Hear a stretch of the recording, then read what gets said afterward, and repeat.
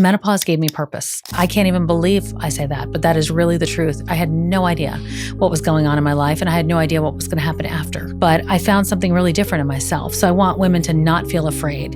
When it comes to what to do, as we know, everybody goes through it differently. But I think the most important thing is to be able to have that conversation with a doctor or somebody who specializes in menopause and can give you some of the options. And there are some different options.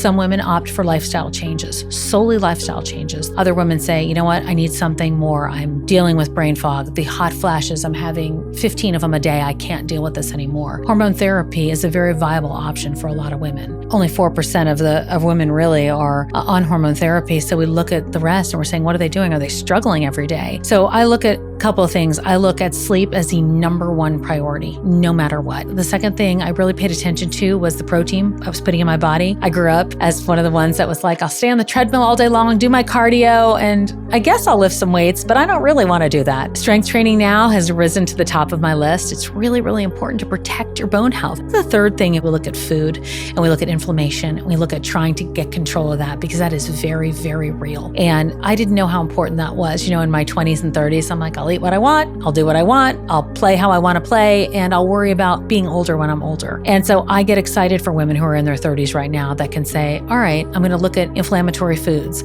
I'm going to try to increase my fiber. I'm going to try to pay attention to what is causing bloating because bloating is a big problem during this time.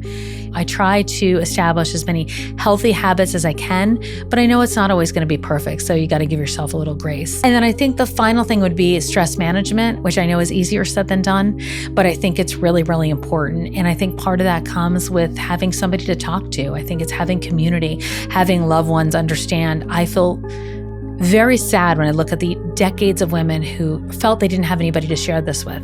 They didn't share it with partners. They didn't share it with families. Maybe they whispered about it with other women. And we went to DC at the end of last year and we sat there with one of the lawmakers who said, this is the first time that we've uttered the word menopause out loud in this building.